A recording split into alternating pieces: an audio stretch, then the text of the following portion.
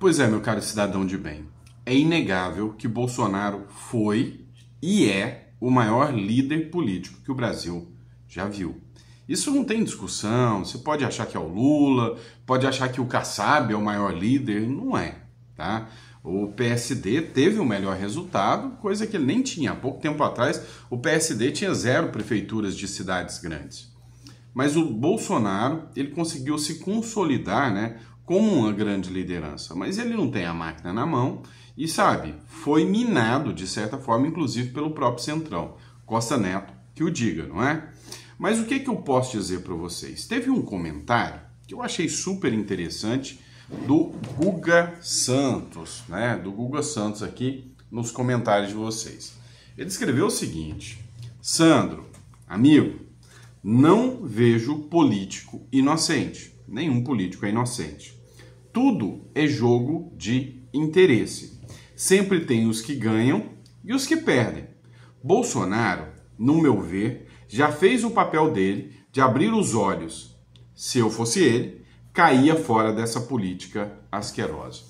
E a pergunta que eu faço para você é: hoje, se você fosse o Bolsonaro, com o capital político que conquistou, com toda a estrutura política que foi feita, com alguns milhões que o povo doou voluntariamente para ele, você continuaria no Brasil ou você ia para a Califórnia e curtiu a vida numa boa? O que você ia fazer?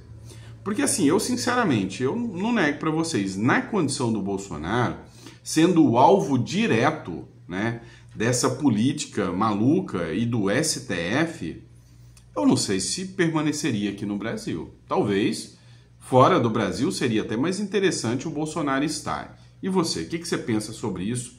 Deixa no comentário. Porque, sinceramente, a gente começa a perceber que o sistema hoje permite quem pode ou quem não pode, né, fazer parte da política.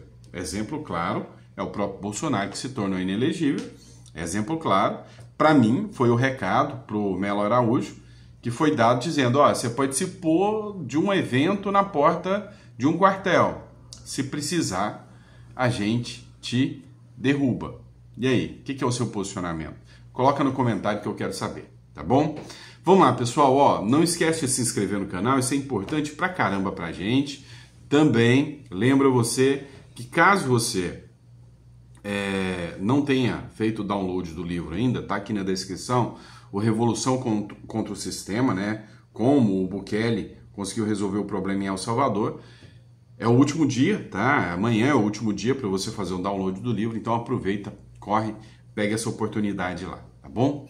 Mas vamos lá, vamos dar continuidade aqui. Tem muita coisa para a gente falar. Inclusive, ataques eleitorais aconteceram e ataques graves numa eleição que é muito cara aos brasileiros, a americana. Dia 5 de novembro vai rolar a eleição do Trump. E a gente precisa falar porque aconteceu, isso sim, um verdadeiro ataque à democracia lá nos Estados Unidos e a gente vai expor isso para vocês, tá bom? Vamos lá. Ó, indiscutivelmente, o PL é o partido que teve um exponencial crescimento. Mas é por causa do PL? Vem cá, se o Bolsonaro estivesse no Partido Novo, você votaria no PL? Não. Então o PL não é nada sem Bolsonaro. O Bolsonaro, cara, talvez você fique chateado com o que eu vou falar, talvez fosse maior sem o PL. Porque para mim o PL foi arrastar o Bolsonaro para trás. Tirou o potencial eleitoral que o Bolsonaro tinha com essas, sabe, essas jogadas que o PL, totalmente centrão, fez. Vou trazer uma matéria para vocês, Poder 360, que a gente vai discutir. PL é o partido que mais elege prefeitos nas grandes cidades. O partido do ex-presidente Jair Bolsonaro foi o que mais elegeu prefeitos na eleição de 2024, nos municípios com mais de 200 mil eleitores, grupo conhecido como G103. Foram os 16 os filiados da sigla que venceram nessas grandes cidades. E aqui não estou falando só de capital, tá? Estou falando de grandes cidades. E aí tem uma tabelinha aqui super interessante que mostra que o PL, ó, em 2018, ele só tinha 3 grandes cidades. O PL em 2008, perdão, só 3 grandes cidades. Em 2002 enfraqueceu, tinha 2 grandes cidades. Em 2016 conseguiu ir para 4. 2020, só duas. Só duas. De 2020 para cá, 2020 o Bolsonaro era presidente da República, tá? Presidente da República. E o PL fazendo sua jogada sem o Bolsonaro ainda em 2020. Duas grandes prefeituras. Então quem é o PL sem o Bolsonaro? Partido Nanico. E o PL agora com o Bolsonaro? 16 grandes centros. Ok. Então não é o PL, é o Bolsonaro. Se o Bolsonaro fosse para qualquer partido, ele iria crescer os votos desse partido. Só que não é coisa de você empolgar, porque quem manda no Brasil hoje é o Centrão. O PSD em 2008 não tinha nenhuma prefeitura, zero. Em 2012, 5. 2016, 4. 2020, 11. 2024, 15. Ou seja, só um a menos do que o PL. Então, o PSD aprendeu o fluxo, o jogo, né, do toma lá da cá, da articulação, e você vê que o PSD do Kassab vem crescendo exponencialmente, ou seja, o Centrão vem crescendo de forma a dominar, né, a estratégia política por completo. Depois vem o União Brasil, também fruto do Bolsonaro, ou vocês esqueceram do PSL, que fundiu com o DEM, né? O PSL que ninguém sabia o que era, o Bolsonaro deu um boom no PSL, depois o PSL fundiu com o DEM e se tornou a União Brasil. Então, a figura mais proeminente e importante de toda essa política é o Bolsonaro. O Bolsonaro não tem nada a ver com o PSD do Kassab, mas o União Brasil, que hoje tem 14, e o PL, que tem 16, ou seja, somando 30 grandes cidades, é fruto da articulação do Bolsonaro. Porque a União Brasil, lá em 2008, né, juntando aqui o DEM mais o PSL, tinha 5. Em 2012 subiu 1, 6, 2016, 6, 2020 já com o Bolsonaro, né, ainda no reflexo do grande número de pessoas, mesmo sendo Bolsonaro que continuaram, foi para 12, tá? Então, assim, isso aqui é uma prova mais do que cabal que Bolsonaro é o maior líder político que já existiu. Em compensação, tem muito petista que acha que o Lula é o grande líder. Lula nunca foi esse grande líder, ou seja, foi lá no passado. O Lula, na verdade, ele se mantém na estrutura do poder pelos conchaves e pela articulação que ele faz. Agora, literalmente, manda ir para a rua para ver se o Lula tem esse poder todo. Não tem. Tanto é, matéria do Gazeta do Povo, né, Gazeta Brasil, perdão, o PT tem o pior desempenho eleitoral da sua história. As eleições de 2024 marcaram um desempenho significativamente baixo do Partido dos Trabalhadores em São Paulo, seu principal reduto político. O resultado foi inferior ao das eleições de 2016 e 2020, períodos críticos para o partido de esquerda. A esquerda morreu. O cara está com a presidência da República, é literalmente o presidente sem povo. O PSOL, que é o puxadinho do PT, cara, não conseguiu eleger nenhum prefeito. O tamanha vergonha que a esquerda hoje representa para o Brasil. Então o Brasil é um país de centro-direita, indiscutível.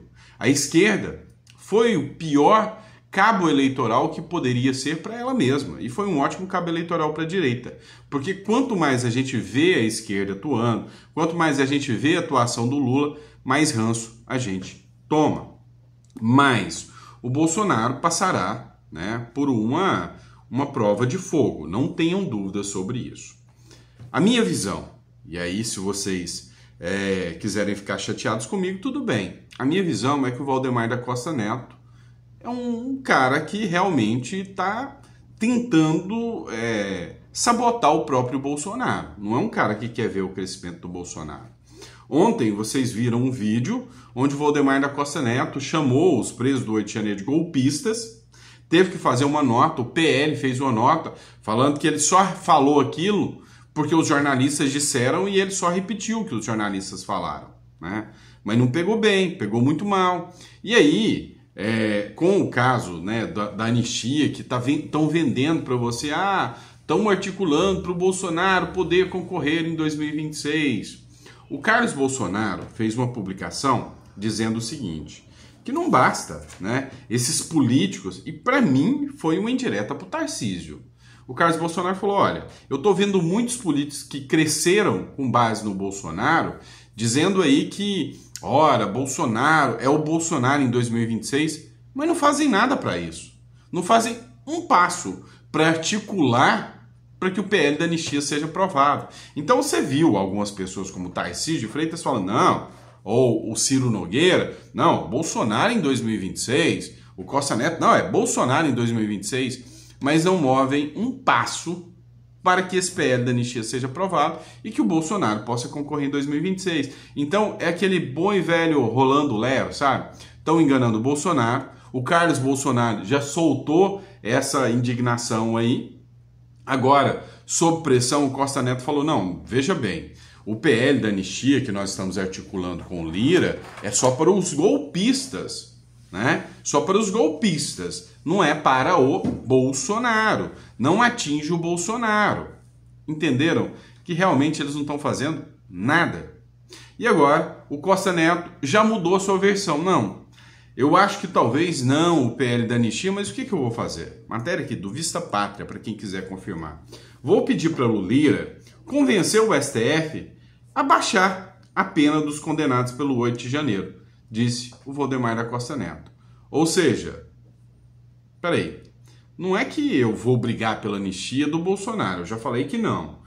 Também talvez eu não vou nem brigar pela anistia dos presos do 8 de janeiro, talvez. Eu peço ali para baixar a pena, faço um acordo, a República fica na sua normalidade e talvez em vez de 17 anos, 16 anos e 11 meses. Talvez melhore o problema.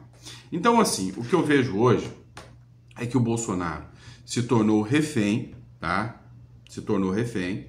E se fosse eu não teria a mesma coragem que o Bolsonaro teve. Eu já tinha ido embora para os Estados Unidos e não tinha voltado, tá? Eu tô deixando bem claro para vocês. Então não tô falando mal do Bolsonaro, tô explicando para vocês que realmente o sistema é bruto pra caramba, tá? Então não dá ponto sem nó mesmo. O Bolsonaro hoje tá numa sinuca de bico.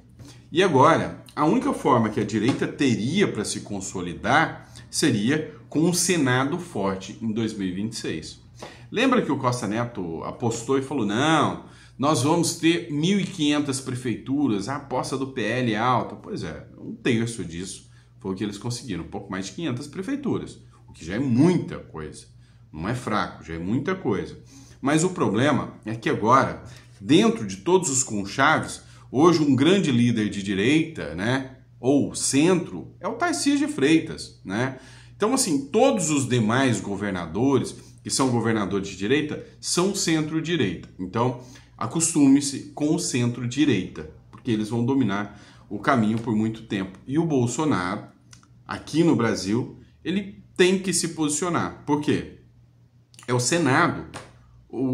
Eu vejo hoje o Senado como o grande salvador da pauta liberal no Brasil, né? Ou seja, liberdade de expressão, liberdade econômica. Então, o foco deveria ser colocar senadores independentes e conservadores. Só que não é o que eu estou vendo. Por exemplo, um nome será o Eduardo Bolsonaro para o Senado, pelo PL, apoiado pelo Jair Bolsonaro. E o outro nome? O outro nome, ao que tudo indica, será apoiado pelo Tarcísio de Freitas. Mas quem vai indicar? O Kassab. O nosso amigo Ricardo Salles, e eu vou colocar aqui para vocês agora, participou de uma entrevista na Auriverde, onde citou a possibilidade das eleições para o Senado.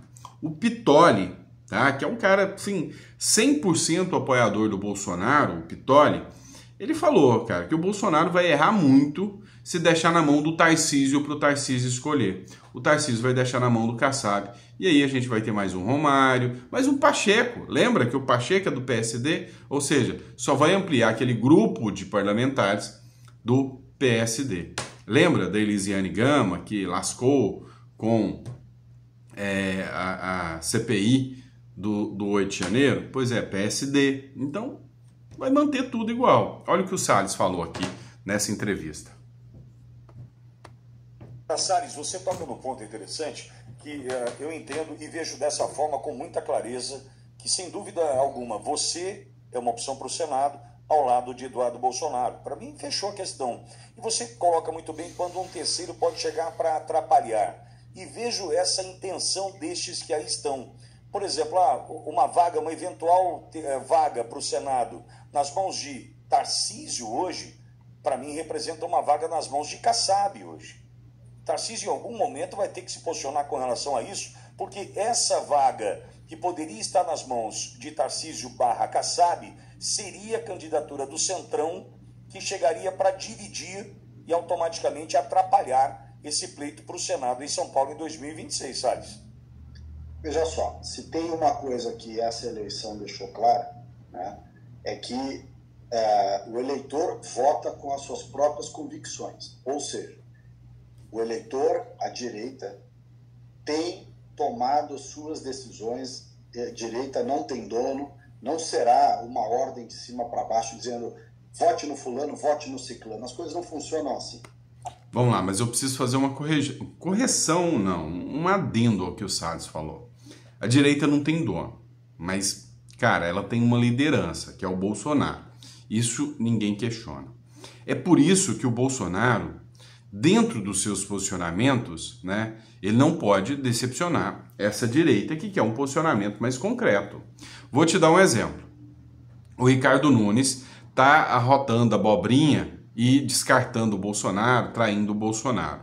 A minha pergunta é, se o Bolsonaro tivesse peitado e falado, olha, eu vou apoiar o Pablo Marçal, você acha que o Ricardo Nunes tinha chance? Não. Agora o Ricardo Nunes fica falando que a grande vitória é o Tarcísio. Cara, se o Bolsonaro peita o Tarcísio e o Nunes, não tinha sobrado nada pro Nunes, nem no segundo turno ele ia, tá? É simples assim. Aliás, não funcionou sequer do Ricardo Nunes. O Ricardo Nunes só foi eleito porque, de fato, o Marçal cometeu aquela estupidez de publicar o laudo falso, depois ainda por cima fez essa live com o Boulos que foi equivocado. Então, portanto, neste aspecto, não foi um voto assim, não, mandou votar no Nunes. Não é isso, isso não aconteceu. O Nunes só foi votado, como você começou bem o programa, porque do outro lado é o Boulos. E quem não veja, leia o editorial do Estadão de hoje. O editorial do jornal Estado de São Paulo de hoje diz isso com todas as letras. O Nunes ganhou porque as pessoas votaram contra o Boulos. Ele que agora faça um bom trabalho.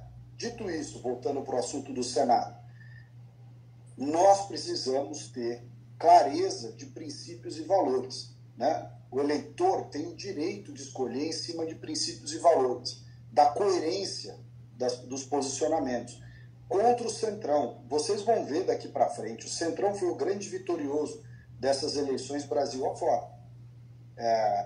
O Centrão, o que ele faz? Ele engole a máquina pública, loteia aquilo completamente para o pessoal ganhar dinheiro e mais força, mais poder político. O Centrão odeia a direita. Não achem que o Centrão é parceiro da direita, nunca foi. O Centrão faz tudo para a direita não ir para o poder. O Dantas, ele soltou uma matéria que vai além do que o Salles acabou de falar. Não é que o Centrão odeia a direita. O Centrão usa a direita como usou a esquerda. Ele usou a esquerda para derrubar o Bolsonaro. Foi, articulou, e quando eu digo Centrão, vocês vão entender, né, subliminarmente quem eu estou falando.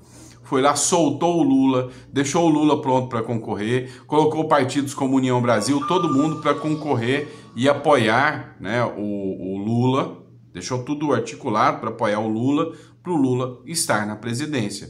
Então o Centrão usa a esquerda e agora aprendeu que pode usar a direita também. É o que eu entendo. Ele não quer que venha a esquerda, mas muito menos a direita.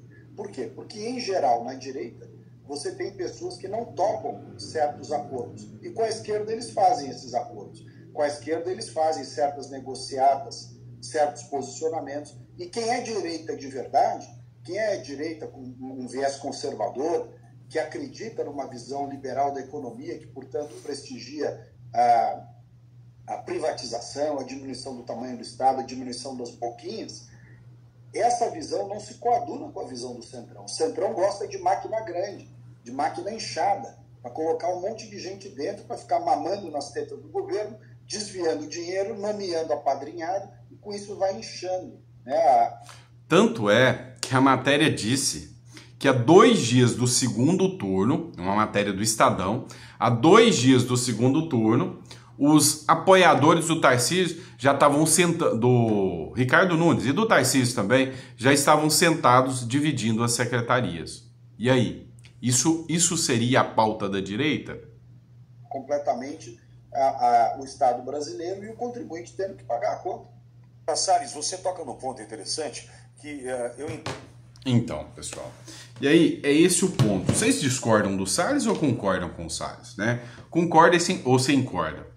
Eu acho que o Salles está 100% certo. Olha, esse flerte da direita com o Centrão é perigoso demais. Perigoso demais. E quem vai sofrer o embate de tudo isso, no final das contas, é a própria direita, né? Que vai perdendo credibilidade. E eu quis mostrar para você que o Bolsonaro é a maior liderança de todos os tempos no Brasil? É. Mas isso pode mudar se o Bolsonaro não acertar nas suas escolhas daqui para frente. Então, o Bolsonaro comprar o discurso, igual chamou o Salles de idiota, comprar esse discurso e comprar briga com o Salles para colocar um candidato do Kassab, eu não sei se o cidadão conservador que apoiou o Bolsonaro vai comprar essa ideia, né? Eu, por exemplo, não seguirei o Bolsonaro se ele indicar para mim, por exemplo, o Kassab para o Senado. E você?